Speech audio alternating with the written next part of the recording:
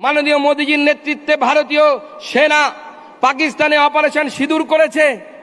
আমাদের মুখ্যমন্ত্রী আজকে সেই অপারেশন সিঁদুর নিয়ে বলছেন কি মাননীয় প্রধানমন্ত্রী নাকি এখানে সিঁদুর বেচতে এসেছেন।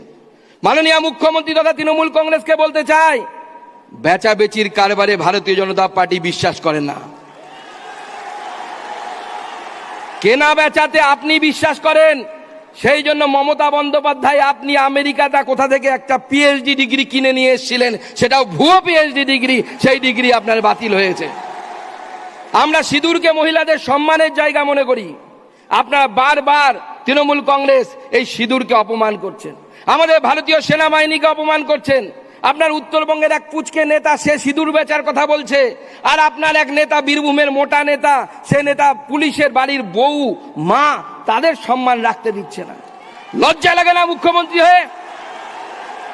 যে পুলিশ মন্ত্রী নিজের পুলিশের বাড়ির মহিলাদের ইজ্জত সামলাতে পারে না, রক্ষা করতে পারে না, এইরকম অপদার্থ মহিলা মুখ্যমন্ত্রী হওয়া সত্ত্বেও তার আসনে বসে থাকার কোনো অধিকার তার নেই, তাকে তার আসন ছেড়ে চলে যেতে হবে।